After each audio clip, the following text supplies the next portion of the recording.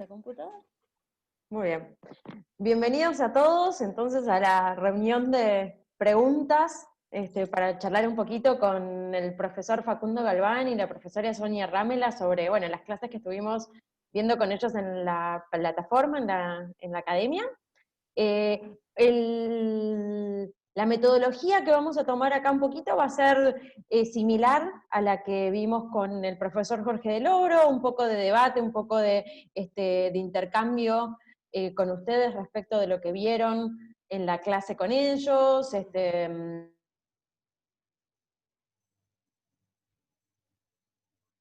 que charlemos un poquito y sobre las reflexiones y cosas que nos han surgido a partir de la clase de ellos, que fue súper rica, ¿no? Entonces, bueno, vemos acá, a ver el chat. Bueno, acá me dicen, Como el quieran Zulia no ustedes, se va, en el Zulia ¿prefieren llega tomar la... preguntas del chat o...? Bien, bueno, no sé, del tema de los foros, si quieren comenzar con el tema de los foros, a ver qué pudieron sacar de lo que, bueno, de lo que comentaron Sonia en el tuyo y de las experiencias de casos de corrupción que hubo en el foro de Facundo. Si queremos comenzar Estuvimos con viendo eso y luego damos lugar a preguntas o debate o como lo vayamos llevando. A ver, la verdad que si quieren por orden temporal, si bien fue última la mía, les comento, les agradezco mucho la participación. Hubo muchos casos de Venezuela. Yo no sé si es proporcional a la cantidad de alumnos, me parece que son un poquito más también de Venezuela, ¿no? Pero me han comentado muchísimos casos, desvío de fondos, patrimonialismo, han habido abusos de autoridad, muchísimas cuestiones reñidas con la ética pública desde ya. Han habido muchos escándalos de corrupción. En el caso de Bolivia se han repetido en 2 o 3 ocasiones las cuestiones vinculadas a un escándalo con respiradores. La verdad que un caso muy interesante. Aquí en Argentina también impactó mucho por la temática, ¿no? Que justamente en un contexto de aislamiento, de pandemia mundial, sea motivo de corrupción y de desfalco del erario público, precisamente las herramientas que se precisan para luchar contra el coronavirus. También había algo de un fondo indígena que también fue malogrado y un desvío de recursos. Por otro lado, también hemos visto el caso argentino, algunas cuestiones vinculadas a obra pública. La verdad que ha habido una participación muy interesante. Yo lo que sí no llegué a ver es el formulario de resultado. Eso es lo único que no llegué a ver, el resultado de la encuesta. Si vos lo tenés para publicarlo, sí, estaría bueno. Así vemos hasta el momento, por lo menos, donde pueden seguir respondiendo, ¿verdad, Caro? Quienes no lo han hecho. Sí. O ¿Sigue abierto? ya cerró. No. ¿Sigue abierto? Yo ahora lo comparto en este momento. Déjame que lo busque y lo comparto. Pero, dame un segundo que... Dale. Pero bueno, si quieren... A ver... 200. Te esperamos. Sí. Tranquila. Ahora me pongo nerviosa porque hasta que lo abra. No hay problema. No pasa nada, yo tampoco te avisé con tiempo y la verdad que era buena idea tenerlo a mano. Sí, no me di cuenta. No sé yo porque no tengo... Claro, me quedo sin imagen si salgo. Claro. Esto es reciente. Pero bueno, nada, la verdad me gustó mucho la devolución y creo que es un tema en el que lamentablemente todos tenemos casos suficientes para poder exponer, ¿no? Sí. Ojalá fuera un caso donde nos cueste mucho encontrar, pero no nos ha costado demasiado encontrar escándalos en este contexto, ¿no? Bien. A ver, ahí está, vamos a compartir pantalla. Bien, tenemos 37 respuestas. Ahí, ¿pueden verlo? La mayoría son de a nivel nacional. Y gobiernos locales. Bueno, es un 91%. Sí. Fueron 34 respuestas a nivel nacional, 2 a nivel local y 1 a nivel provincial, pero sí, una mayoría abrumadora a nivel nacional. Muy bien. Luego... O sea, en principio se concentra en ese nivel, en funciones ejecutivas y judiciales también, ¿eh? Están ahí Sí, sí, sí, sí. bastantes de judiciales. Tenemos luego, si el caso fue denunciado. Medios de comunicación, bueno, esto es lo que preveíamos, ¿no? Sociedad civil. Y lamentablemente, reflejo de nuestra justicia en general. Bastante más de lo que yo esperaba, fiscalías o oficinas anticorrupción igual, ¿eh? Sí. La verdad que para 4. ser disparadores, bastante. Sí, sí. O sea, arriba de las ONG. Sí. Yo iba a esperar que era un poquito más grande el rojo que las fiscalías, ¿no? Sí, Bueno, ¿qué sí. más? Y por último, si el caso llegó a juicio, que bueno, les decía, lamentablemente, Ajá. reflejo de nuestra justicia, en general, el 75% que no llegó a juicio. No llegó a juicio. Bien. Básicamente la situación ni hay una... lamentablemente no vemos que haya una situación de de justicia con esto, ¿no? Pero bueno, me gustaría recibir un poquito de feedback, ver un poco las preguntas, consultas. Yo, como les decía en la clase, lamentablemente es muy difícil. Cuando Mica me propuso ética pública, la verdad que yo le digo, Mica, ¿cómo voy a hacer para dar esto sin que se me duerma todo el mundo? Es un tema que, bueno, ella también lo pensó porque, como les comentaba, yo trabajé en el capítulo argentino de Transparency International, es la oficina de Argentina de la sede de Transparencia Internacional, y hicimos varios programas anticorrupción, de denuncias, canalizamos, promovimos la cultura y la construcción ciudadana desde allí. Y la verdad que la ética pública es un tema que es medio tabú, es medio secundario, no se le presta la atención adecuada, y en el fondo es una de las cuestiones que generan mayores deudas, y que después los resultados de esto están a la vista, ¿no? Que es una clase política sin ningún tipo de límites, y una ciudadanía no necesariamente lo suficientemente preparada para marcar estas situaciones e identificarlas como lo que son, ¿no? Ponerle nombre y apellido a estas cosas. Conceptualizar adecuadamente también pasa por ahí, ¿no? Más allá no hacer un glosario, sino ayudar a dar herramientas a todos para que identifiquemos esto y podamos visibilizarlo mejor. Creo que tal vez un ejemplo gráfico de lo que vos mencionabas es el caso o el testimonio de Adrián Vega de Bolivia, ¿no?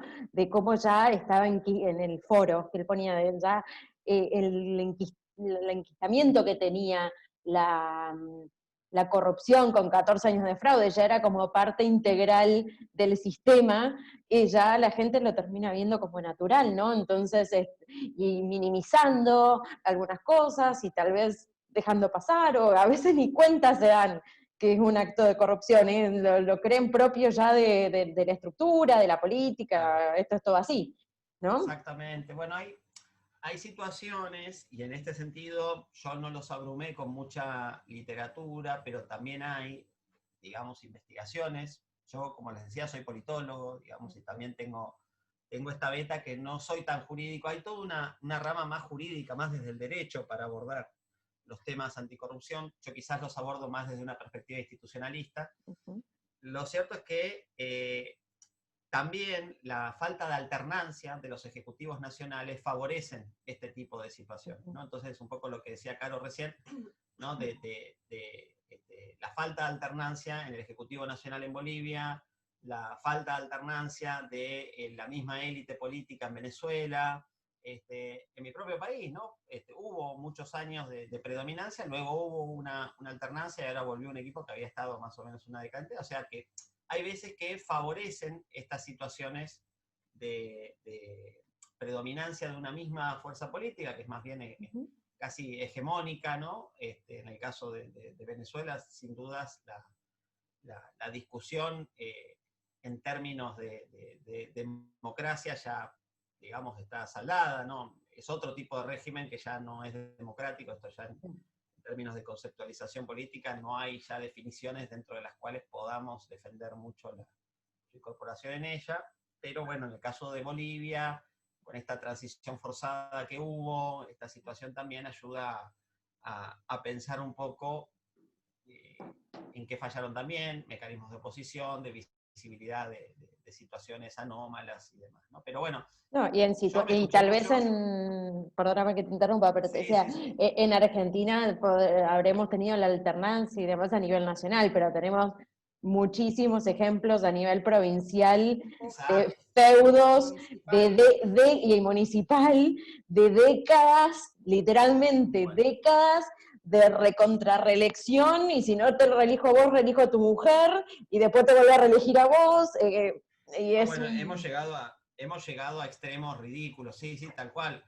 Y bueno, en este sentido, con Micaela, conocemos un investigador de Fuste, un investigador de renombre, que es Carlos Gervasoni, que ha trabajado mucho los problemas de la falta. No sé si, Caro, vos estás familiarizada con los trabajos de Carlos, Algunos pero sí. realmente Carlos Gervasoni es Sí. un investigador de primera línea en lo que es la Ujú. falta de democracia a nivel subnacional, aun cuando el régimen político nacional funciona, hay alternancia y demás, Sí. la falta de predominancia en países federales. Por eso también yo les decía, no necesariamente el escándalo lo tienen que pensar en función de un ejecutivo nacional, también puede ser un gobernador. Muchos han elegido casos de intendentes, de alcaldes, donde han mencionado situaciones de gobiernos locales. Aquí ya tenemos a Sonia, que es experta en gobiernos locales, yo no tanto, pero claramente los países federales favorecen este tipo de estructuras de predominancias y de faltas de transparencia, ¿no? Y también coincide muchas veces con distritos donde está adormecida la sociedad civil y donde no hay prensa opositora, no hay organizaciones de la sociedad civil opositora, no hay forma de visibilizar los alejamientos de la ética pública, y esto también es una situación que suele darse correlacionadamente en la mayoría de los casos. Pero no, les decía, a mí me gustaría mucho escucharlos. A ver, ahí Mónica Rodríguez. Ah, bueno, muchas gracias, Mónica. No sé de dónde es. De Dice, Venezuela. pregunta poco práctica, latinoamericana, especial al menos aquí es de Venezuela. Dice, estos casos no llegan a ningún lado, es parte de la estructura política. La pregunta es, ¿qué hacer para no caer en la estructura donde la corrupción ya forma parte de la cotidianidad y hacer desde la ética la justicia que tenemos que denunciar estos actos y no justificar, entendiendo que no hay ningún organismo neutral que justifique realmente para denunciar? Bueno, a ver, yo entiendo desde dónde estás escribiendo perfectamente. Entiendo totalmente lo que está planteando Mónica y tiene mucho sentido, y es la pregunta del millón, ¿no? A ver, nosotros tenemos me está diciendo Mónica, ¿no?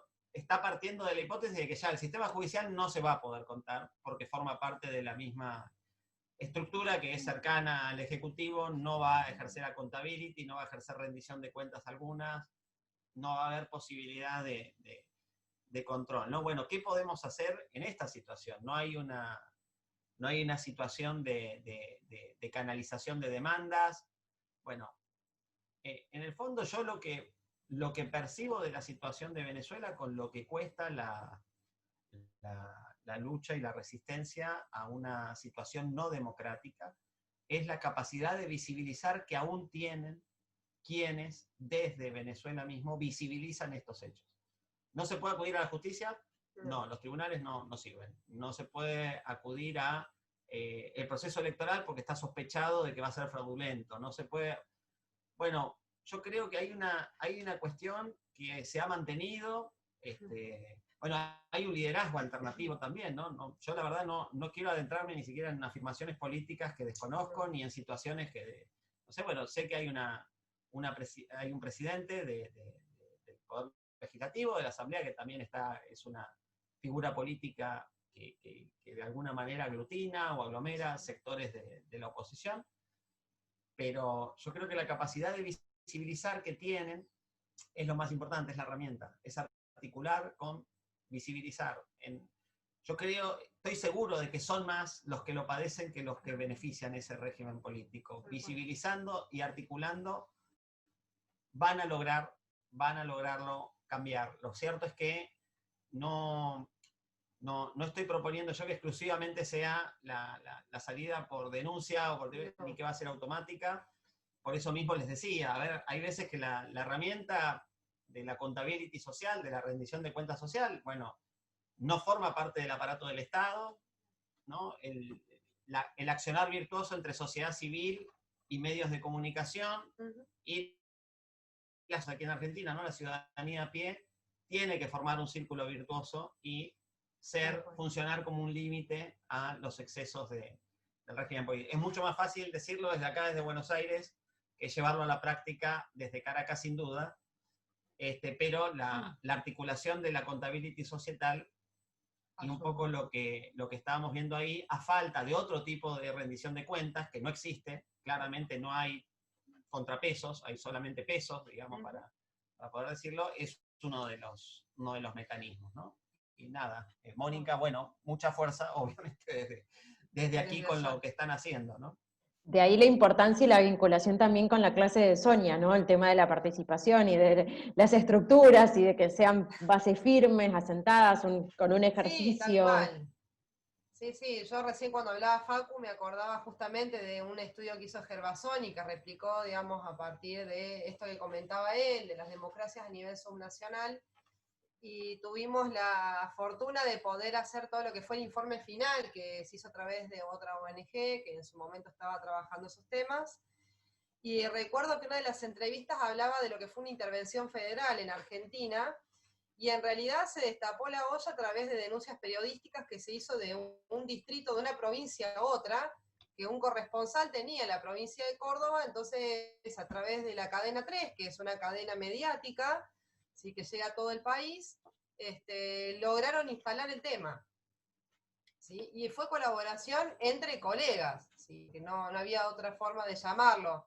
Era todo, yo me acuerdo haber escuchado, digamos, en la mesa del café, como era el espacio que lo llamaban, que ponían un tango y todo, digamos, como cortina musical, y después obviamente era hablar de Santiago del Estero. Entonces, y un día y otro día, y hoy hicieron esto y hoy aquello, hasta que en algún momento, en el caso nuestro, lo que activó fue un juez federal. O sea, la justicia federal se termina activando y dicen, bueno, acá hay que venir a intervenir la provincia, esto no va para más.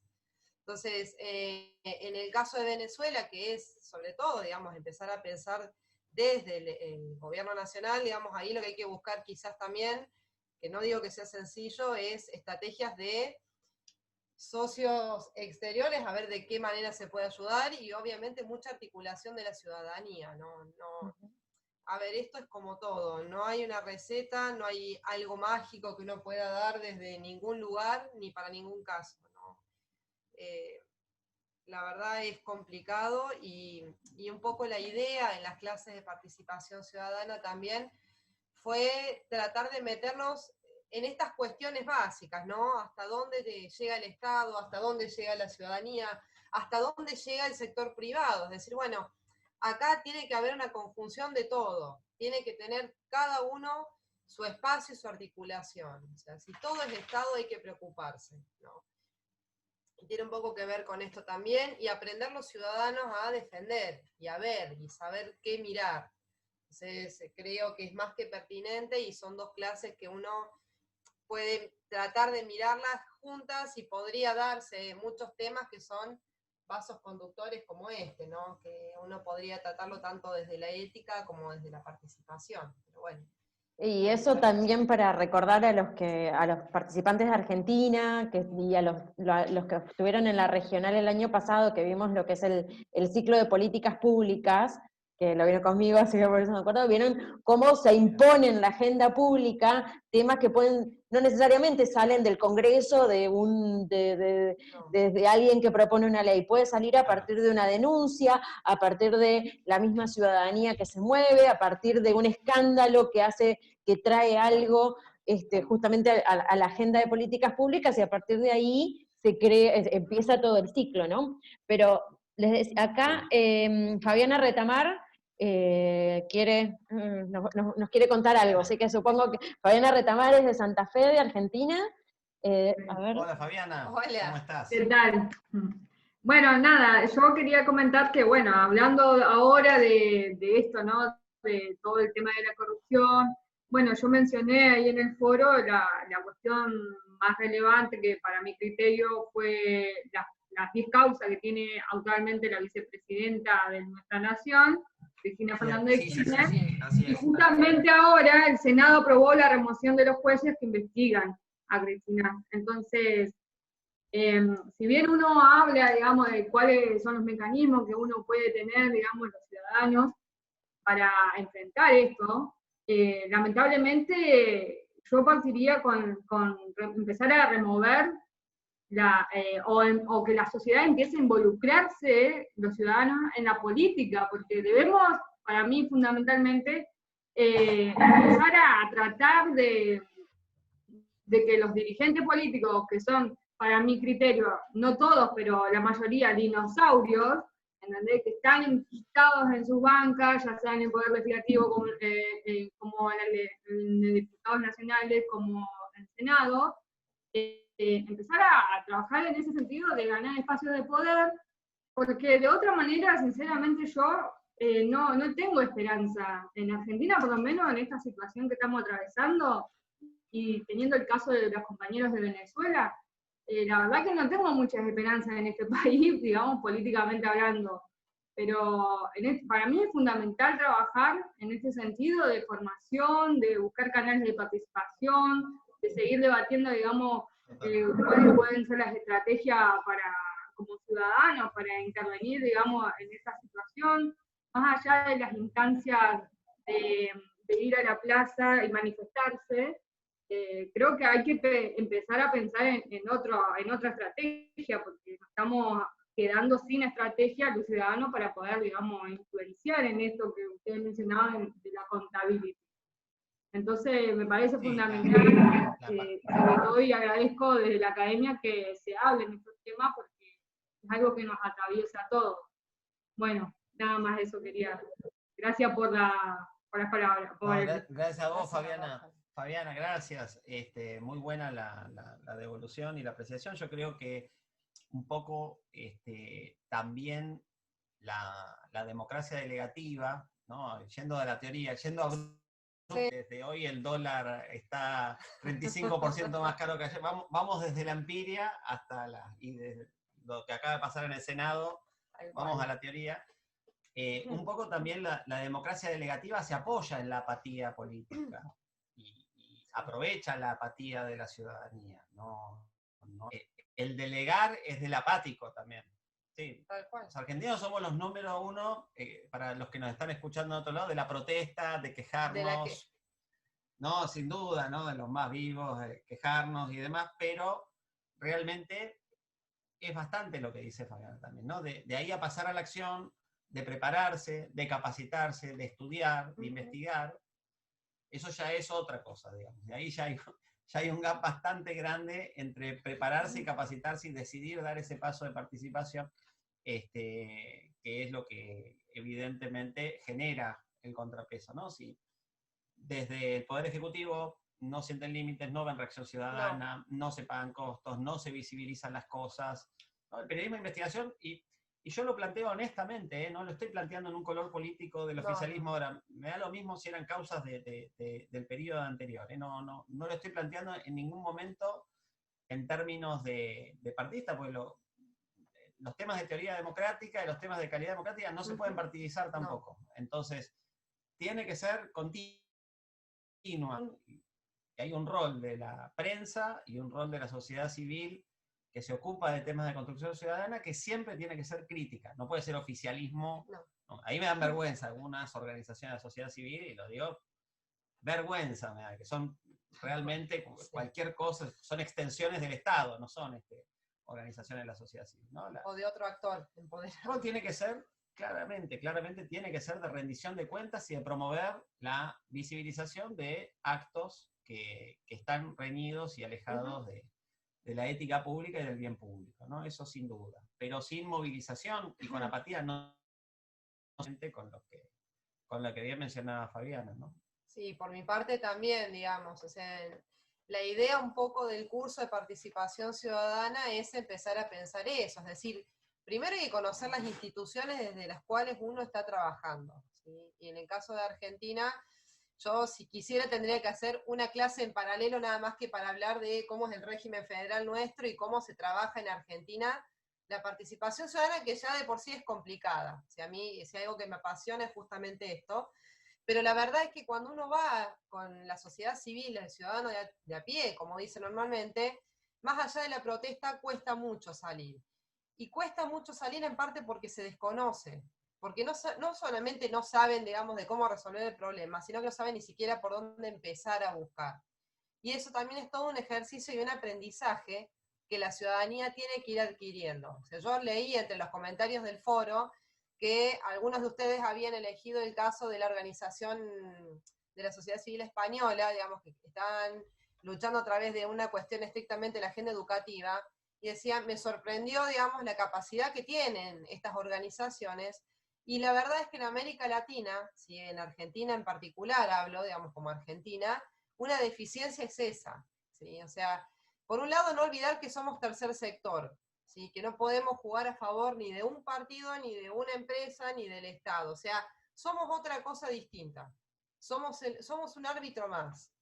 Y además de pedir y de reclamar, que es típico de la democracia delegativa, como bien decía Facu, igual que esta tendencia a exacerbar los presidentes, digamos, a los poderes ejecutivos para hacer extensible a otros niveles de gobierno, la verdad es que el ciudadano también tiene que aprender a presentar propuestas, ¿sí? A pensar alternativas de solución, a construir entre todos, y la verdad que es un desafío que tenemos como sociedad civil y es una deuda pendiente que de alguna manera tenemos que ayudar todos a resolver. Así que Fabiana, la verdad, tu apreciación.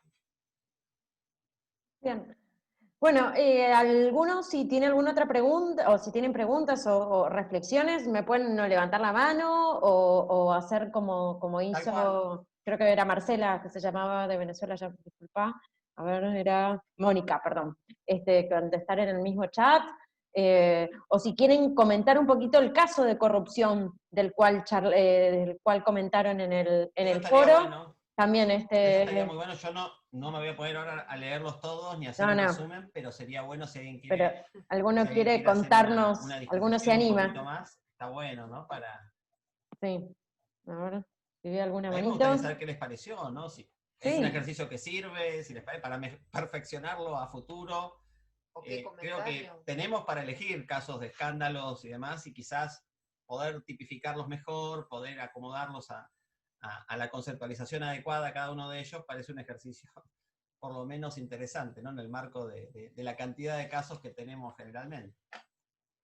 ¿Alguno se anima a contar su caso? ¿Me quiere levantar la mano?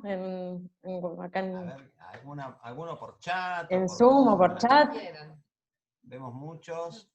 No sé si de Bolivia hay alguien que nos cuente un poco más de los reguladores, del escándalo que hemos visto muy mediáticamente. Bolivia, ¿Quieren contar un poco más los casos? Ahí tenemos a Wandy de Venezuela. Sí, Wandy. A ver. A mí no me llegó. No llegó aquí. ¿Wandy que levantó la mano o...? Sí. No, acá estás, ahora sí. Okay. Ahí, perdóname. La silenciaste. La mutié, perdón. Ahí te pido, Wandy, perdón. Ahí estás. Wandy, luego Sabrina.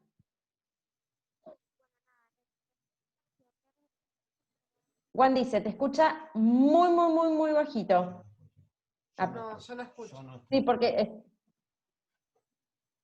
Wandy, si quieres, escribe la pregunta en el chat porque se te escucha muy bajito el audio. Muy bajito.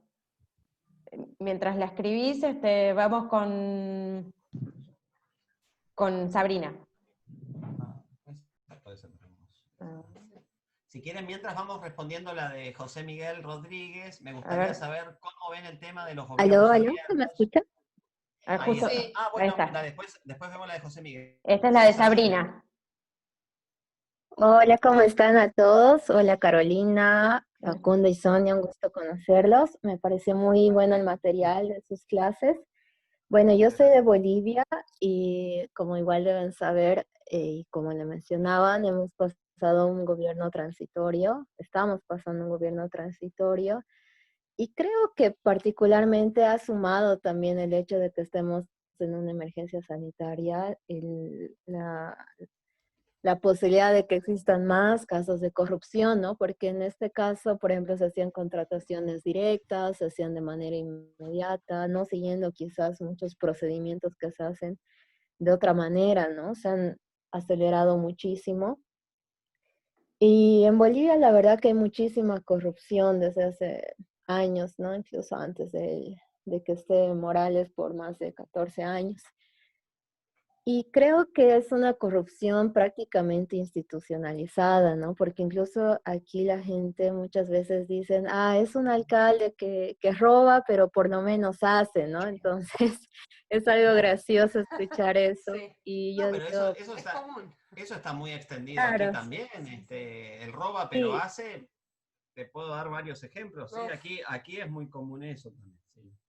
claro. Entonces, a ver, mi pregunta va más a que si tenemos una corrupción institucionalizada y vemos que realmente estos sistemas que, por ejemplo, acá en Cochabamba son, bueno, en Bolivia, perdón, son la Contraloría, la Procuraduría, que en verdad son supuestamente instituciones que deberían velar por el uso correcto de los recursos, no están haciendo su trabajo, ¿no? Entonces, ¿qué otros mecanismos, qué otros ejemplos quizás en otros países hemos visto o ustedes conozcan para poder generar otro tipo de mecanismos de control de los recursos? Quizás algunos que sean de parte de la ciudadanía o qué otros se podrían aplicar cuando vemos nuestros países que prácticamente la corrupción ha sido institucionalizada y hay algo, y bueno, se tiene que hacer algo distinto para darle un vuelco a eso, ¿no?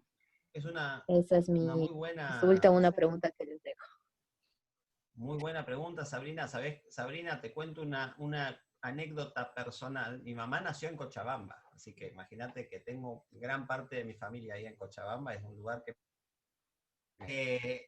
no sé si sos de esa parte de Bolivia, pero bueno, he ido también a Sí, Bolivia, sí, es un vivo en lugar hermoso. Cochabamba y soy de acá. Ah, mira, para allá. Yo estaba cerca de la Plaza Colón, así que es una zona que hoy es medio museo, es muy linda, la que era la casa de la familia de ella, estaba por esa zona. Mira, realmente la situación no tiene fórmulas mágicas, no hay una solución automática. Todas las soluciones implican mucho trabajo, implica la construcción de alianzas, implica empezar visibilizando. Eh, Vos mencionabas recién la situación de una corrupción que viene enraizada desde hace muchos años, ¿no? Que involucra al Poder Judicial, ¿no? Como que a los gobiernos locales, un acostumbramiento de la ciudadanía que no se espanta ya con que le roben o con que hayan conflictos de interés o con que un alcalde contrate al hermano para que limpie las calles y le cobra 10 veces más que lo que le hubiera cobrado otra empresa, por decir una cosa mínima, ¿no? Digamos que son cosas que vemos todos los días de malas prácticas y hay acostumbramiento. Mira, yo te cuento una cosa, en mi país, para hacer un ejemplo, ¿no? O sea, la verdad tuvimos un periodo de mucha predominancia. Recién veíamos con Fabiana y ella había mencionado en los foros, por ejemplo, casos de denuncias de corrupción en Argentina. Y la verdad, en Argentina la oposición partidaria, política a nivel nacional, perdió. Hay una frase que es muy maradoniana, si se quiere, ¿no? A la oposición se le escapó la tortuga varias veces, ¿no? Es como que no estuvo a la altura de las circunstancias durante gran parte del periodo de esas presidencias, donde pasaron muchas de las denuncias que ya tiene, que hoy todavía son causas que, por motivo de la pandemia, el Poder Judicial no está funcionando adecuadamente, no debería, pero no está funcionando adecuadamente, pero fueron visibilizadas desde la prensa. Los medios de comunicación, hubo medios de comunicación que funcionaron para cohesionar desde distintos grupos multimediáticos. Obviamente tienen sus intereses también, no son personas que no tienen que ganar ni nada, pero la verdad es que hubo cierta opinión pública muy paulatina, que cohesionó después a las fuerzas políticas y se trasladó en una producción de una alternancia, ¿no? Entonces, si no empieza por algún lado la sociedad civil a pedir datos públicos, los medios de comunicación a hacer periodismo de investigación, alguien a visibilizar esto.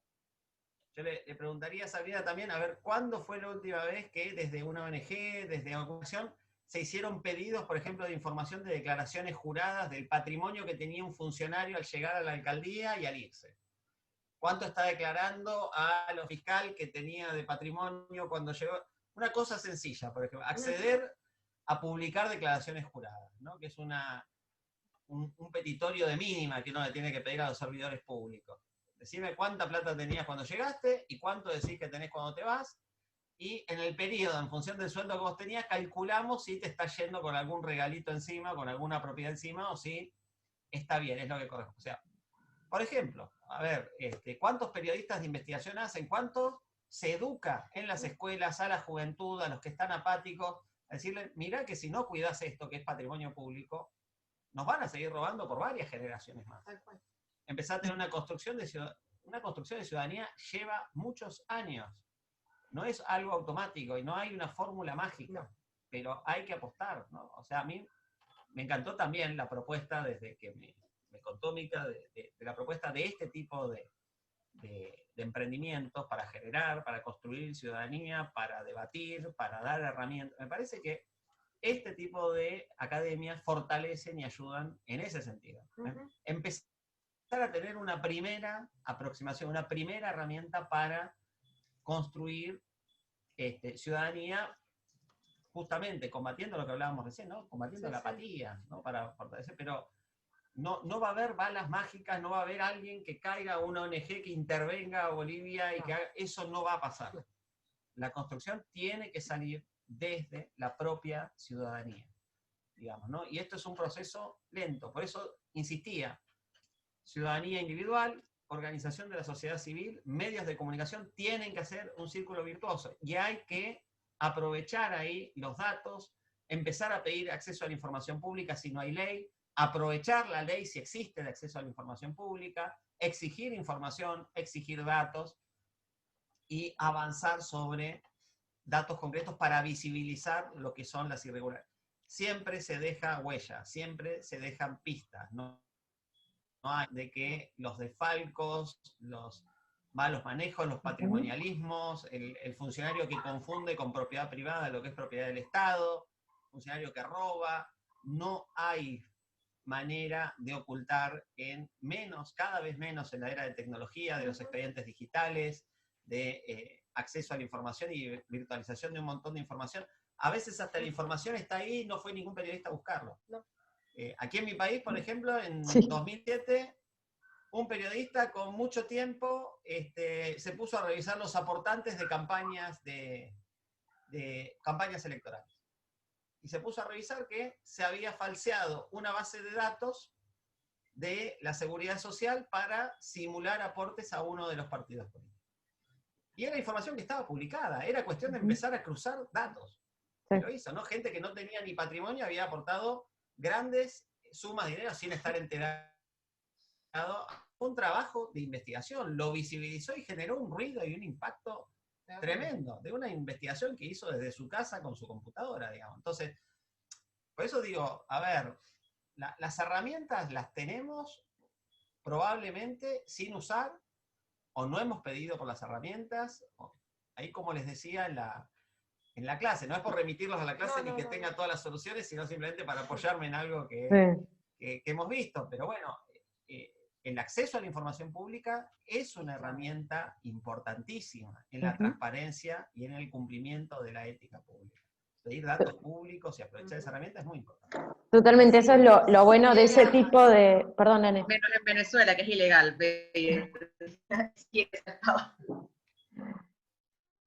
Claro. Digamos, no es el caso. En nuestro país tal vez la información está, lo que requiere es el tiempo y la constancia de hacerlo, pero con que uno se siente realmente no hay que rascar muy profundo para encontrar que el hotel donde alojo aerolíneas es de mi primo, o el hotel, bueno, o un montón de otros casos, o las compañías de seguridad que controlan tal oficina de gobierno es de tal pariente. Realmente, en el caso de Argentina es rascar un poquito. Tal vez en el caso de Venezuela nos puedan contar un poquito cómo es el tema del acceso a la información, que decías en el marco es ilegal, pero si nos, o alguien más de Venezuela, si nos puede contar un poquito, y luego tenemos las preguntas de Héctor y de Wandy, que las escribieron por chat. Justamente me gustaría conectar la de Wandy, porque A aquí ver. tenemos muchos periodistas que no hacen, o sea, que no hacen el trabajo completo de investigación y se basan en, me enteré por ahí, conseguí un dato por ahí, porque no tenemos acceso a la transparencia. El gobierno de Nicolás Maduro, Nicolás Maduro, tiene 3 años sin entregar el presupuesto a la nación de manera pública, por lo menos un caso. Entonces tenemos organizaciones como Transparencia Venezuela que lo buscan como por debajo de las piedras, y como es la única fuente fidedigna de información. Entonces es como que apalancarnos un poquito más en el trabajo de organizaciones serias antes que el de los periodistas. Por aquí tenemos un trabajo muy fuerte con las fake news, y cualquiera dice lo que sea, pero no significa que sea una fuente de verdad. Entonces siempre tenemos ese debate sobre si es corrupción o no es corrupción, si es amiguismo o no es amiguismo. Y bueno, es un tema no solamente del gobierno, también de la oposición que se vive día a día. Entonces, que hasta qué punto ser periodista y lanzar una noticia es una fuente de insumo para uno poder hacer incidencia. Y a veces también podemos hacer incidencia en espacios más pequeños, presupuestos de alcaldías, de concejalías, que nos permitan en verdad hacer o sea, un proceso interno en nuestra municipalidad, que en Venezuela también se tiene abandonado. No todos son los escándalos nacionales. Hay escándalos municipales que millonarios. Entonces, también creo que eso te tiene que conectar en el punto de cómo hacer una incidencia. Sabés que uno siempre siente que le faltan muchas cosas a la clase, ¿no? Porque uno dice, después que Caro lamentablemente me hizo ver las clases, porque yo no las quería ver. Uno siempre se arrepiente, dice, ay Dios, ¿cómo salí? Qué mal dormido estaba ese día, ¿no? Uno siempre se queja de todo, pero sabés que una de las primeras cosas, uno de los temas que más me lamenté de no haber ingresado fue la fake news en la clase, ¿no? Porque es una de las formas de falta a la ética pública, donde los propios funcionarios a veces corren fake news, sí, impulsan desprestigios, impulsan campañas sucias, ¿no? Desde agrupaciones políticas, y la falta de información es realmente grave, ¿no? Lo que ocurre en Venezuela, ya decimos, es más un régimen híbrido, ya no es una democracia, ¿no? Y claramente confiar en los datos públicos provistos por un gobierno emanado con esas características no se vuelve fácil, ¿no? No es fácil creerle, como hablábamos un poquito antes de iniciar, ¿no? Los indicadores de COVID de la región le ganan a Suecia, le ganan a Noruega, todos le ganan, o sea, a Venezuela. Claramente no hay una correlación de veracidad con esos datos, pero ciertamente el chequeo de la información, evitar propagar información, también es alejarse de ética pública o es favorecer a quienes se están alejando de ética pública, ¿no? A veces uno mismo comparte noticias falsas sin haberlas chequeado adecuadamente. Todo eso también colabora a la ciudadanía de la construcción de... Acostumbrarse a reproducir mentiras es lo mismo que decirlas. Es lo mismo. Compartir noticias sin chequear es igual de grave que el que las generó, digamos, ¿no? Entonces, también hay una situación ahí y hay una falta de práctica, y eso es todo un ejercicio, capaz con gente muy y cercana de lo que cree les pasa, ¿no? Que termina compartiéndole cosas sin haberlas chequeado adecuadamente y demás. Me llegan de mi mamá, me llegan 20 audios por día contando cosas de coronavirus inchequeables y claramente vitamina son... C y... Claro, no, ciertamente hay unos audios horribles dando vuelta de médicos italianos diciendo que las vacunas nos van a volver extraterrestres.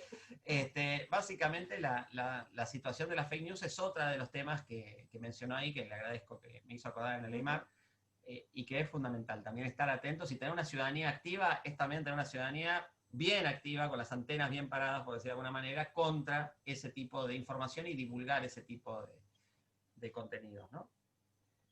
Que también es todo un aprendizaje, aprender a chequear información, digamos, esa es otra de las habilidades que desde la sociedad civil tenemos que fomentar. Bueno, a ver, ¿con qué fuentes puedo contrastar? Está bien, los datos del gobierno no son fiables, bueno, busquemos alternativas, empecemos a ver cuán verosímil o qué es de todo lo que dice acá, qué es lo verosímil, ¿no? Y ahí, mirando un poco la pregunta vinculada a gobierno abierto, el gobierno abierto es clave, ¿sí? El gobierno abierto no hace milagros, ¿sí? Todo este tipo de cuestiones estamos hablando, de participación ciudadana, de transparencia, corrupción y demás, llevan adentro y llevan de alguna manera implícita pautas culturales que hay que cambiar. Entonces, hay que entender que hablaba la otra vez con organizaciones de sociedad civil que trabajan específicamente gobierno abierto en América Latina, y dice, la verdad es que es complicado porque cada país es un mundo diferente y la verdad es que no tenemos ni siquiera un estándar mínimo de capacidades o de datos abiertos o de mecanismos que favorecen la rendición de cuentas. Con lo cual, cada pasito, por más minúsculo que sea, la verdad que tiene que ser aplaudido y tiene que ser aprovechado, ¿no?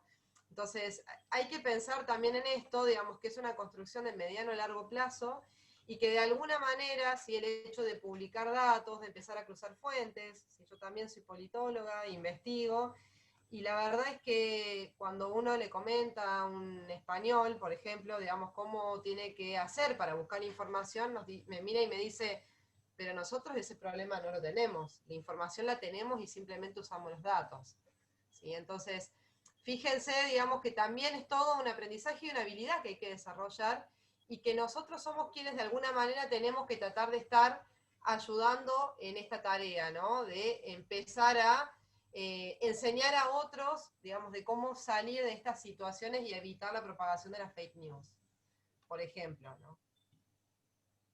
Bien. Bueno, Eso después... justo iba en línea con lo que Perdón. decía José Miguel, ¿verdad? Sí. Justo un poco Sonia ya responde un poco a la intervención de José Miguel Rodríguez, que había hablado de los gobiernos abiertos. El gobierno abierto. Pero Héctor Pinto hablaba de los casos de corrupción de las cajas de alimentos CLAP y el arco minero del Orinoco. No sé si tal vez, Héctor, te pudieses conectar al audio o alguien de Venezuela nos pudiese contar un poquito de qué se trata este caso, Claro, ¿no? sí. A veces es un poco más de lo mismo, ¿no? Como dice él, tremendo la Sería lista bueno. enorme de casos, pero tal vez alguien de Venezuela que nos pueda contar a todos de qué se trata. Interesante, sí. Estaría bueno. José Miguel o Gabriel Cabrera, los dos son abogados y los están trabajando el tema del arco del minero del Orinoco, pueden explicarlo fantástico. Tirándoles aquí, pues, para que participen. Muy bien. Hola muchachos, ¿cómo están? ¿Me escuchan? Sí. Gabriel. Sí, perfecto. Ahí estás, Gabriel. Sí, ¿cómo no? Bien, bueno, les voy a hablar un poco de la situación del arco minero acá en Venezuela, ¿no? A ver. El arco minero es una zona especial que decretó el régimen de Nicolás Maduro, que abarca parques nacionales, zonas ABRAE, que son las zonas protegidas por la UNESCO en materia ambiental acá en Venezuela. Son como unas reservas forestales muy importantes acá. En esas zonas, en el Amazonas venezolano, hay muchísima cantidad de minas, hay oro y hay coltán, que es lo que más interesa ahorita en materia de desarrollo, ¿no? El tema del coltán, que lo utilizan para las telecomunicaciones. Nicolás Maduro decreta esta zona especial y pues bueno, se empiezan a entregar concesiones. ¿Qué sucede? Estas concesiones se tienen que entregar bajo el amparo de la Asamblea Nacional.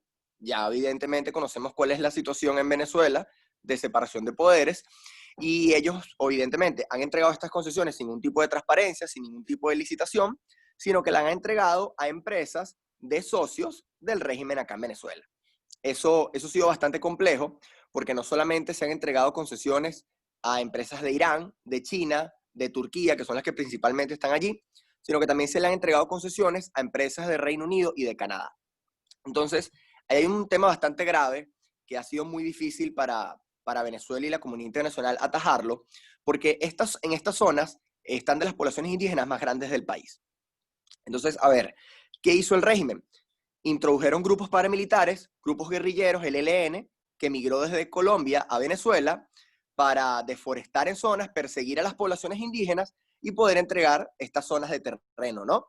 Entonces, allí viene todo el tema de de la violación sistemática a los derechos humanos. Entre 2018 y 2019 han habido protestas muy fuertes desde los sectores indígenas. De hecho, el año pasado en un día mataron a 30 jóvenes de la etnia Pemón, que es una de las etnias indígenas más grandes de Venezuela, por el tema de la minería. Estos asesinatos selectivos han sido tanto por cuerpos de seguridad como por estos grupos paramilitares, ¿no? Nosotros hemos denunciado ante Naciones Unidas, ante la OEA, que hay un conflicto armado allí. Pero uno de los temas más graves es que Venezuela forma parte de una asociación mundial que es el Protocolo de Kimberley.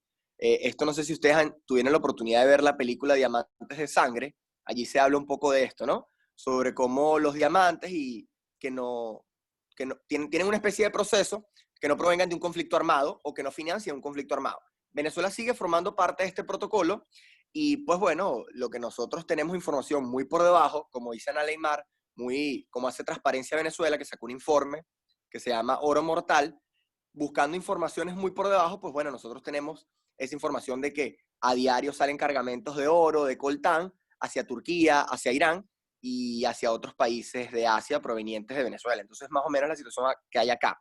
Nosotros hemos tratado de denunciarla bastante porque, como no tenemos información, es algo que está en el sur de la selva venezolana. Lo poco que nosotros podemos saber es diputados que han ido a la zona del Congreso Nacional y los mismos indígenas organizados, defensores de derechos humanos, que nos envían esa información. Es más o menos lo que pasa acá.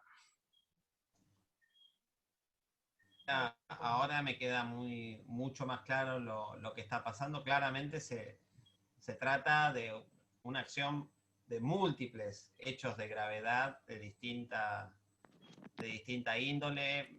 O sea, casi que lo más leve sería la concesión sin aprobación de la Asamblea Nacional, que daría casi como algo anecdótico al lado de todo lo que estabas contando. Yo creo que en la situación de hechos a gran escala, como hablábamos un poco recién con la pregunta que había hecho, ¿cómo se llamaba?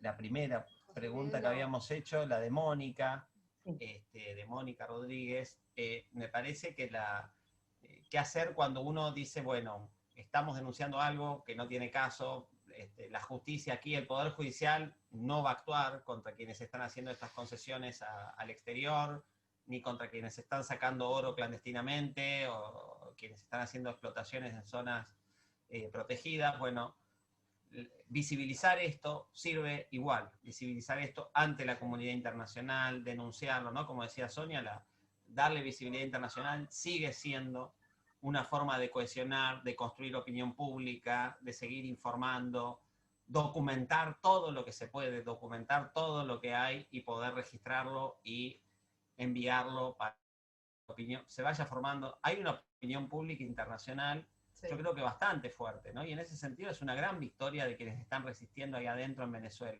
La opinión pública en América Latina, yo creo que no debe haber países, si no me equivoco, donde haya una mirada favorable al régimen de Maduro. Quizás hace una década la había, o hace 2 décadas había un eje de países donde había una mirada favorable a Maduro y una mirada más negativa sobre la oposición, pero yo creo que ahora han ganado, y eso se ha ganado gracias a lo que ha visibilizado quien está ahí adentro y quien está denunciando, quien está documentando, ayuda a formar una opinión pública internacional, y eso no es algo que es menor, me parece. Eso es algo que es muy importante, por eso no hay herramientas institucionales, y bueno, hay que usar límites societales, hay que ir por la accountability social. Creo que también en el caso que mencionaban de investigar y demás, es fundamental hacer, vos que mencionabas el tema de documentar todo, hacer el fact-check, como estar de lo que uno asevera, tener los documentos, porque justamente para desacreditarnos van a intentar ir por cualquier espacio que tengamos, alguna pata floja en nuestra investigación, algo que nos contradiga, algo que tal vez no estemos seguros, es fundamental chequear los datos, chequear la información que tengamos a la hora de hacer una denuncia. Pero bueno. Totalmente. El chequeo es muy importante. Clave, muy bueno eso, Carlos. Inclusive en algunas provincias de acá, de Argentina, digamos, ya hace unos cuantos años atrás, el comentario de algunas personas entrevistadas era, nunca sabemos cuándo el gobierno nos dice la verdad, ¿no? Entonces, esta cuestión de estar cruzando y cuidándose de lo que uno va diciendo es fundamental porque ayuda también a controlar y a que no se desacredite la sociedad civil y los actores que uno convoca a través de esto, ¿no?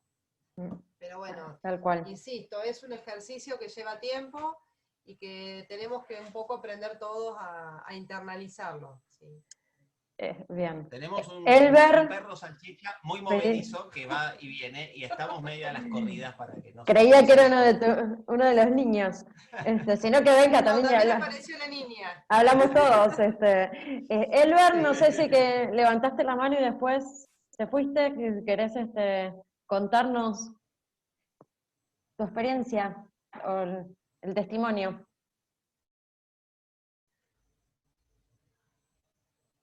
Elber. Bueno, no lo escucho Albert, pero Michael, entonces, Michael Huertas, y Yo no nos que, escucho, yo tampoco escucho. No. No llegué a escuchar. Si Michael, alguien- si querés a ver si contarnos, Bueno, contanos de saludos. dónde sos. Soy de Venezuela, Estado Zulia. Bienvenido. Bueno, creo que un tema, algo que inhumano, que se ha tocado aquí con parte de la ética, ha sido el tema eléctrico. Aquí el tema eléctrico, bueno, se ha visto por el grupo, ha sido el más afectado. El sistema eléctrico viene con cuestiones de ética desde el inicio del gobierno, cuando los ministros de energía en el país eran nombrados, los que nombraban eran militares en el ministerio. Con esto trajo una serie de desgastes en el sistema de mantenimiento, en el que se bajó con los racionamientos para equivaler y que no se extinguiera por completo el sistema nacional de energía. Hasta ahora, bueno, se vivió el extremo, el colapso, hace un año, que fue el apagón nacional, que estuvo el país apagado más o menos por 4 días, y en el Zulia duró una semana, 7 días por completo sin luz. Más o menos era lo que se manejaba. Hasta ahora el sistema de corrupción tiene un número más o menos de $1.000 millones. Son robos que ondean hasta ahora y todavía. Un año después de eso, hoy hay sectores, hay parroquias, ciudades que padecen más de 12, 14 horas sin luz diaria, que más es como si le prestaran una luz. Esos son el foco más grande que creo que hay aquí, aparte del arco minero, el tema eléctrico en el país y en el Zulia. El estado más afectado por la luz aquí en el país es el Zulia, sin duda. No, clarísimo, clarísimo. Es otro ejemplo muy claro de desfalco, de abuso. Muchas gracias, Michael. Nosotros particularmente, y con Caro lo hablamos también antes de hacer la llamada y todo, agradecemos muchísimo que ustedes también las horas que tienen de internet, de luz, las invierten para capacitarse, para entrar a contactarse con nosotros, con los profes, con todo, y sabemos que es un esfuerzo enorme y también es recursos que podría estar usando para cualquier otra cosa y lo utilizan para apostar a construir. Por eso la responsabilidad de aprovechar, de ser lo más concisos posible, darles herramientas y tratar de utilizar estos espacios estratégicamente, pues sabemos que también implica un recurso vital de ustedes que lo están dedicando para esto, ¿no? Pero sin dudas, la investigación ahí, ¿cuál fue? Se llegó a dar nombres, se visibilizaron responsables del apagón, estos administradores que hubo, se llegó a hacer una trazabilidad de datos para poder identificar con claridad, hacer un esquema de cómo fue el financiamiento de la empresa eléctrica, el mal manejo, todo lo que es documentar, ¿no? Como decíamos recién, documentar, sistematizando, con pruebas, juntando evidencia, todo eso ayuda a que no quede nada más en la lamentación también, a que no quede nada más en la situación en la que está. Yo creo que nadie, ni opositor, ni madurista o chavista, no creo que nadie le haya hecho gracia quedarse una semana sin luz. O sea, parece que ese es un hecho que puede generar también una cohesión de otros sectores que quizás en otro momento hubieran votado sin dudar a un oficialismo así, dentro de la propia coalición.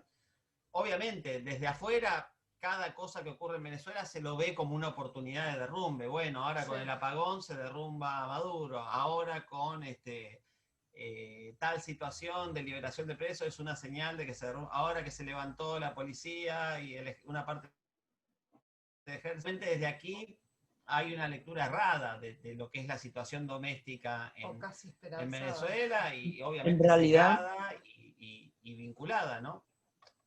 En realidad lo que pasa en sí es que el gobierno se ha tratado de mantener como que contento a su capital. Por ejemplo, en el apagón, cuando se apagó el país, Caracas fue el primero que se restableció la luz, casi que, bueno, fue el más rápido, porque todavía fueron días.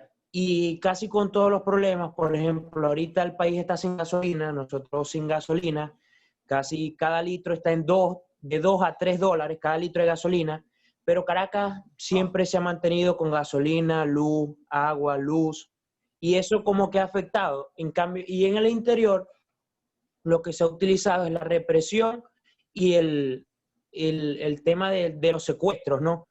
Para evitar callar todas esas investigaciones. Cualquier investigación, cualquier pronunciamiento, voz o que se haga, se lleva al método de secuestro, de ponerlos presos. Por ejemplo, en Mérida hay un caso de un estudiante que tiene 3 años preso por hacer una protesta.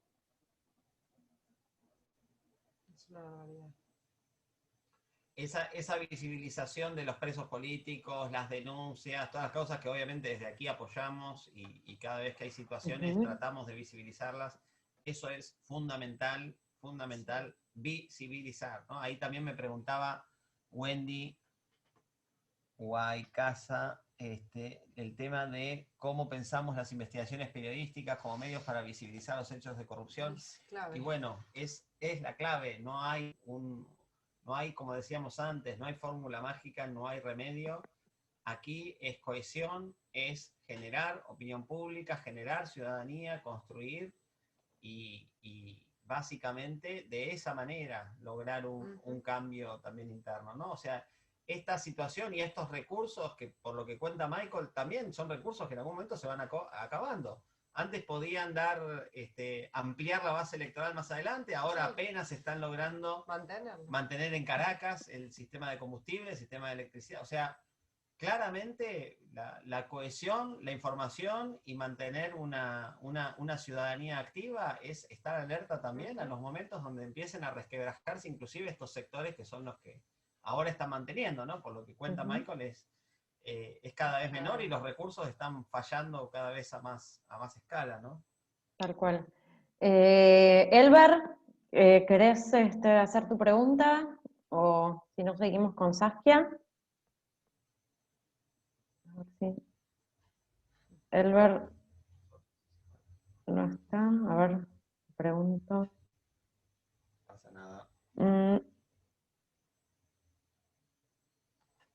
A ver, Elber, te veo ahí con el audio, pero ahí podés hablar. Pero no se escucha nada. A mí me dice que le falla la conexión. Bueno, luego, Elber, si quieres, puedes hacer la pregunta, Dale, no hay problema. entonces, No por hay escrito, problema. y Saskia, querida, si,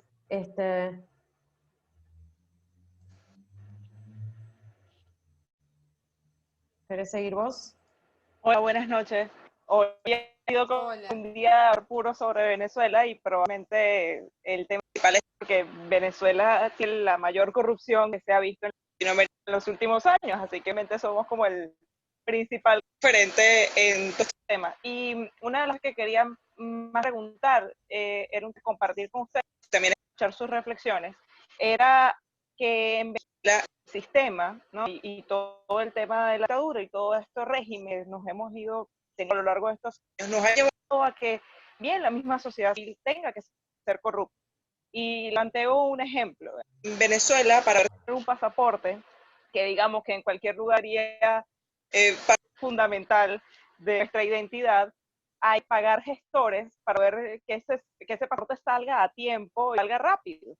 Y al fin de cuentas, uno no quisiera participar de esa cadena de corrupción, pero tienes dos opciones: o participas en la cadena de corrupción y te obliga de una u otra forma a tener que participar ahí, o simplemente al final del día no tienes tu pasaporte, o cualquier cantidad de cosas, desde colas en la gasolina, desde cosas en cualquier sitio, cualquier entidad pública. Y eso es una de las principales cosas a las que nos ha llevado bien estos últimos años del régimen, que no solo hay una corrupción de parte institucionalizada completamente del régimen, sino que también nosotros estamos cayendo en ese mismo círculo vicioso, querramos o no, porque nos encierran a los ciudadanos en un círculo que tú dices, bueno, no me pasa, o pagamos y sí lo tenemos. Pasa con la cédula de identidad, pasa con los pasaportes, pasa con la gasolina, pasa con cualquier cantidad de cosas que necesite hacer una cola o que necesite hacer algo. Hay alguien que puedes pagar y puede hacer cola por ti. También, por ejemplo, con los bonos patria, que es a través del carnet de la patria que en el régimen, que además es un sistema aparte de identidad, que es terrible además, pero incluso ahí, en ese mismo sistema que es de ellos mismos, tienes gente a la que pagas para que te saque tu bono. Entonces es una cadena entera de acción, y que salir de ahí, romper ese círculo vicioso para cada uno de los venezolanos va a ser cada día incluso mucho más complicado.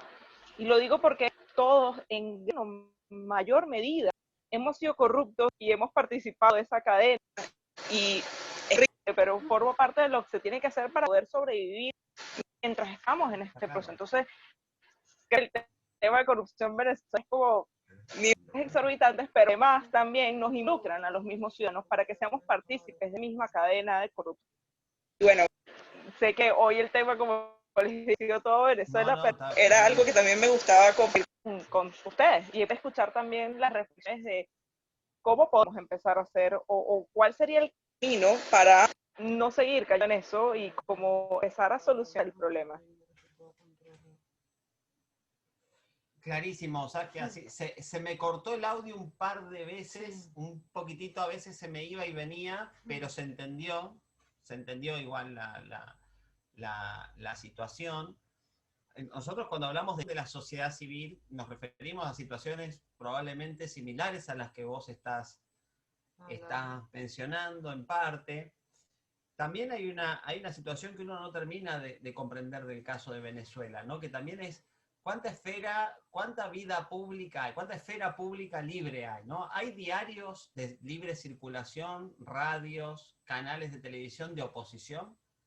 ¿Queda algún espacio de esfera Nosotros sabemos lo que pasó hace unos años con las expropiaciones de licencias de televisión opositoras, de radios opositoras, sabemos la persecución al periodismo independiente y demás, ¿no? Digamos, o sea, la situación que vos estás contando, Saskia, ¿no? De si uno tiene que pasar una odisea para conseguir un pasaporte para poder viajar, digamos. O sea, si uno identifica con nombre y apellido, denuncia, documenta, con una cámara oculta, filma las situaciones, o sea, eso horroriza a alguien, moviliza, no moviliza a nadie, dice, bueno, este hombre está filmando lo que es evidente, o sea, voy yo con una camarita, filmo que me están pidiendo, no sé, $100 para empezar a gestionar un gestor, empezar a hacerme el pasaporte, ni siquiera es que lo pago, empiezo, le pago al gestor, digamos, ¿no? Si yo documento esto, veo la denuncia, ¿hay algún impacto ahí? En Venezuela hay una ciudadanía activa que se moviliza, va a identificar quiénes son los que están siendo protegidos por el... ¿Hay algún castigo social a quien hace esto o no lo hay? Eso es una duda que nos genera a quienes no estamos ahí, digamos. O sea, porque en una situación democrática nosotros podemos quejarnos mucho también, y somos muy quejosos los argentinos y nos conocen, pero la verdad es que aquí habría un castigo social grande en función de una situación como la que estás. O sea, si si se visibiliza una cosa así, la reacción de la ciudadanía e inclusive me animo a decir que hay medios de comunicación para denunciar esto. No sé, en Venezuela, ¿hay también forma de visibilizar esto, de denunciarlo, de tratar de llegar a No, una... bueno, aquí lo que podría suceder es que más bien le pidan el número del gestor para ver qué tan rápido podemos hacer también los demás nuestra respectiva trámite que se tenga que hacer. Porque Claro, si logra sacar su pasaporte, qué bueno, significa que para los demás también nos va a funcionar. No, claro. bueno, perdón, un poco de humor venezolano. No, La verdad es que el el tema en Venezuela, evidentemente, al no poder tener los canales de televisión, porque no tenemos prácticamente ningún canal de televisión donde podamos hacer algún tipo de denuncias reales, nos enfocamos mucho en el tema de las redes sociales y obviamente las redes sociales son muy selectivas. O sea, a ver, quien quiere conseguir información, consigue información en las redes sociales, pero quien no quiere hacerlo, pues bueno, puede vivir perfectamente en una burbuja y nunca escuchar una denuncia o algo por el estilo. Entonces, creo que el tema comunicacional en Venezuela es uno de los principales retos que hace que comunicarte como sociedad, como ciudadanía, sea aún más complicado. Ahora, hay muchas organizaciones y hoy lo vivimos con el tema del informe que salió de las Naciones Unidas. Sabemos que hay muchas organizaciones que están haciendo un trabajo inmenso, que están haciendo un trabajo muy grande de ciudadanía y que de una u otra forma han logrado cosas como que hoy hubiera un informe tan contundente, que teníamos años que no teníamos un informe de ese estilo, y sobre todo para el caso de Venezuela. Entonces, creo que sí hay las posibilidades que no son como las clásicas, no son las típicas de yo hoy o armo una cadena de Twitter. Creo que no es precisamente esa la forma, sino que son como medios alternativos. Claro. Ahora entendí. Está bien. Esto también lo que nos muestra es la violación al principal derecho humano, que es el de la identidad, ¿no? Porque no solamente un pasaporte, sino se puede obtener un documento, algo que certifique que yo soy yo y que puedo acceder a la salud, a abrir una cuenta bancaria, a heredar los bienes de mi familia, lo que sea, ¿no? Pero de todos modos, Facundo, te cuento que donde yo estoy viviendo en una provincia en el interior de Argentina y tengo un conocido que hace un año que se casó y todavía no recibió su libreta de matrimonio. Así que, no, sí, un año. Y en Argentina tal vez considerado, no sé, un mes, bueno, ok, puede ser problema, 2 meses, ok, es falla del sistema. Un año es desidia. Un año es corrupción. Totalmente. En una provincia pequeña, donde las distancias son cortas, donde se puede ser un año que no tiene la libreta de matrimonio. Entonces, también en el interior del país a veces se viven cosas que tal vez en otras jurisdicciones que están un poco más ordenadas no lo vivimos, pero... bueno, eso, no sé si alguien más tiene algún comentario. Sonia iba a agregar algo, creo. Ah, Sonia. A ver, es un tema, la verdad. Lo que comentás vos, Caro, te puedo decir como alguien que trabaja más cuestiones.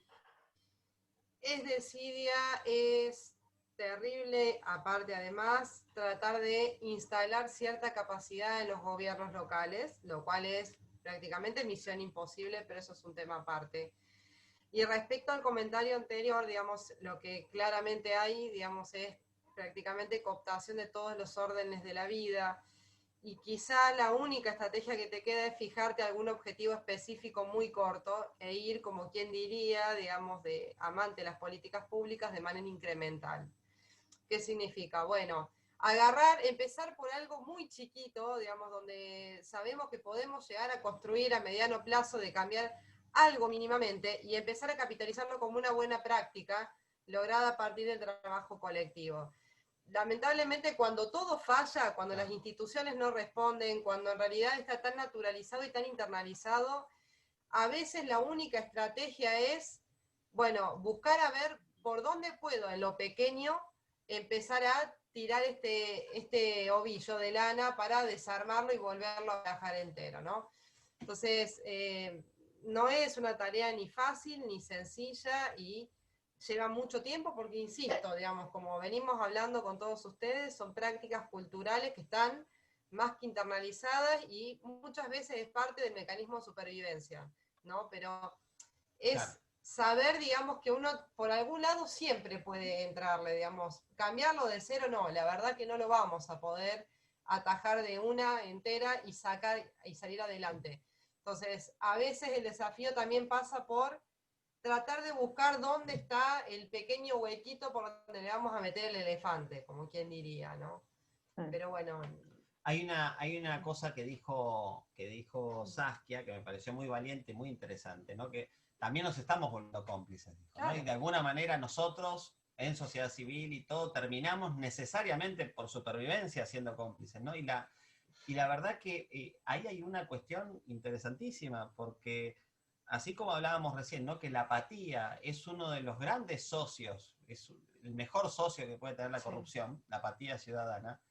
También el relativismo es una gran, o sea, relativizar todo. Sí, si es uno más que roba, si esto sí, está claro, me van a cobrar porque voy a empezar un trámite. No, vas a empezar, como decía acá, vas a empezar un trámite de un derecho humano fundamental a la identidad. Es ejercer tu derecho ciudadano a tener un pasaporte para irte a otro país y también empezar a propagar, ¿no? O sea, cuando uno tiene la oportunidad en sus redes de cercanía, en el momento donde uno se junta con los miembros de su propia organización y demás, ayudar a concientizar, primero que nada, tengamos en claro nosotros por qué valores estamos luchando acá, ¿no? Y aclararnos y saber distinguir las cosas que son corrupción de las que no, es fundamental, ¿no? Y sin dudas ese aspecto que muy bien señaló Saskia es fundamental. Primero que nada, nosotros tenemos que conocer dónde estamos con riesgo de convertirnos, no sé, relativizar, che, pero al final es uno más que roba, no pasa nada. No. O sea, básicamente es una primera situación que tiene que darse antes de cualquier otra posibilidad de ejercicio ciudadano, ¿no? Bien. Bueno, vamos terminando, vamos a ver dos testimonios más. Uno, el de Álvaro Quiroga, que me comentó que él quería comentar del caso de los respiradores. Dale. Así que ahí te estoy pidiendo que te desmutees, Álvaro. Y luego alguien que había, Rodríguez, de apellido Rodríguez, ya lo perdí, que había levantado la mano y la bajó. Me parece que se desconectó. Rodríguez. José Rodríguez, se desconectó. Nos había dejado el mensaje de Gobierno Abierto que Sonia había justo hablado de Gobierno Abierto. No, luego levantó la mano otra vez, por eso no sabía si tenía algo para comentar, pero bueno, Álvaro, te damos la bienvenida, por favor, comentanos a todos de dónde sos y bueno, el tema del caso de los respiradores, por favor. Súper buenas a todos, a todas. Soy de La Paz, Bolivia. Y bueno, agregando lo que ya habían comentado del caso de respiradores, es bien interesante por el momento que estamos viviendo ahorita en Bolivia, que es un momento preelectoral también. Bueno, cuando salió el tema del caso de los respiradores, ya habían otros casos de corrupción del gobierno de Áñez, ¿no? El uso de bienes por parte de su hija, mises en avionetas y demás, pero la gente defensora de este gobierno, ¿no? En un principio justificaba y al mismo tiempo era cómplice sin darse cuenta. Y también ha sido como un shock para muchas personas, especialmente ya no los millennials ni siquiera, sino tal vez centennials, que recién este año van a votar y nunca habían visto un presidente más que Evo Morales y que para ellos la opción más democrática en la historia boliviana era Yanine Áñez, y cuando se dio el caso de los respiradores fue como un shock para ellos, ¿no? O sea, pero otras generaciones, por ejemplo los millennials o generación X, por así decirlo, ya se la veían venir, ¿no? Pero lo interesante es que en este caso de corrupción de los respiradores, la gente se ha indignado más, no por el precio que se ha perdido, porque en otros casos de corrupción en YPFB, en Entel, en BOA, en altas empresas del Estado, el precio que se ha despilfarrado era mucho mayor. Lo que ha molestado es el tema de la salud, que se ha jugado con eso, que hasta ahora no hay ni siquiera los respiradores. Y hoy justamente ha salido una encuesta con 16,000 muestras y en la que dicen, bueno, como ustedes sabrán, el voto antimacista es el más grande que hay, a pesar de que el partido del Movimiento Socialismo es el más fuerte. Pero había una pregunta que decía, ¿por qué candidato o candidata no votarías? Y en primer lugar, Sare Arce, del partido de Evo Morales. Y en segundo lugar, ahí por 2 puntos de diferencia está Yanine Áñez, ¿no? Yo creo que eso ha sido definitivamente lo que ha tumbado al gobierno de Áñez, ¿no? El tema de los respiradores, de que no han hecho nada, y lo más indignante ha sido que han intentado justificar de que eran masistas los que han hecho la compra, masistas infiltrados y eso, y nosotros ya lo vimos por 14 años, ¿no? Esas justificaciones absurdas en temas de corrupción. Igual pasó que muchas personas se han asustado, han salido a las calles el año pasado por el tema de Evo Morales, no querían nunca más a Evo Morales, pero han visto este gobierno y han dicho, no, sin tan poco tiempo estos están haciendo lo que están haciendo, además de una ola de racismo y discriminación, no vamos a volver al voto de Evo Morales, lo que es muy peligroso para términos democráticos, ¿no? Solo eso. Terrible, ¿no? Qué importante el escenario que describe Álvaro, y la verdad que también, ¿no? Imagino yo a mi país en una campaña electoral, ahora.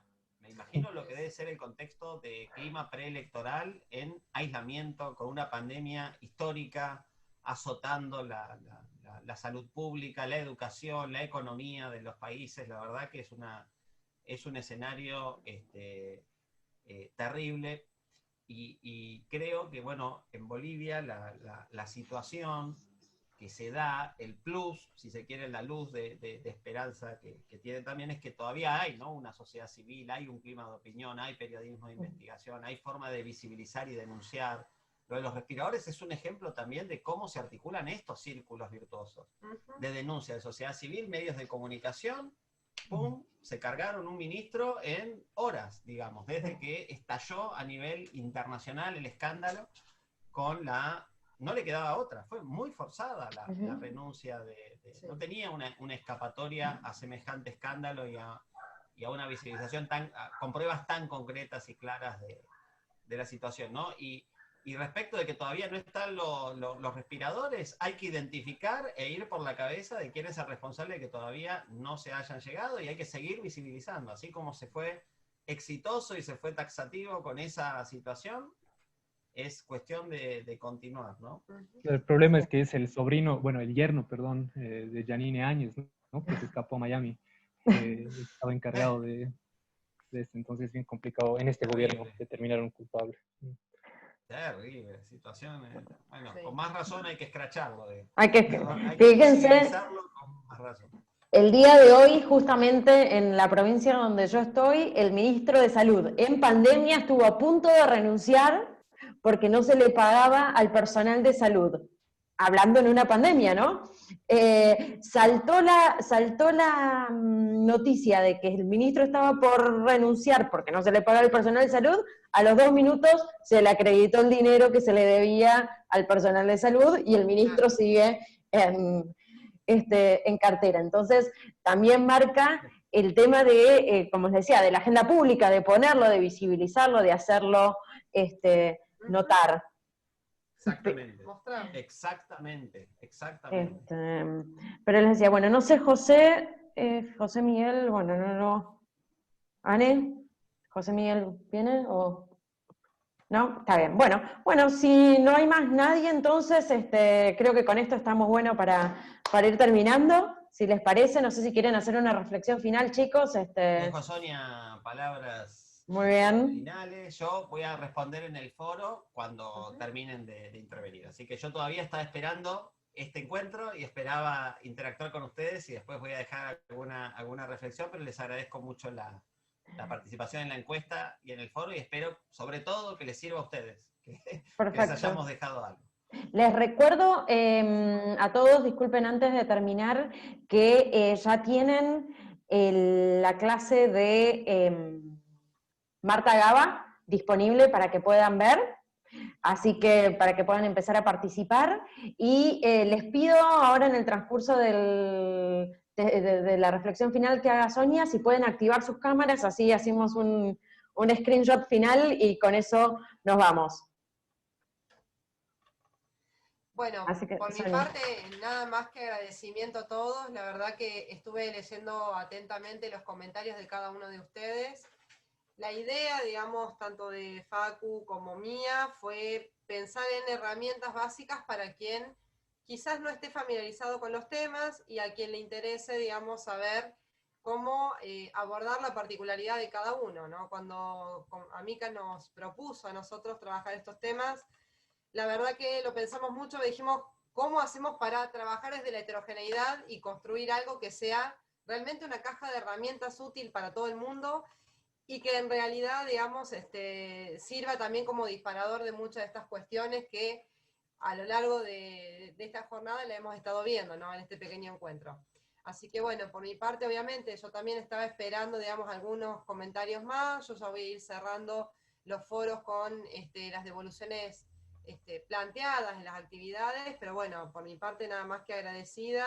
Es muy enriquecedor y la verdad, bueno, ojalá haya más instancias así para poder interactuar. Así que muchas gracias. Muchísimas gracias a todos y nos quedamos para... Yo simplemente agradecerles. Muchas gracias, Gafar. Bueno, magistral la charla, ¿eh? Fabiana, Saskia, Analimar. Gracias por todo, a todos. Tony, Marcos, Daniela. Gracias, chao, chao. Están ahí, Sabrina. Adiós. A todos los que pueden o no prender ahora la cámara.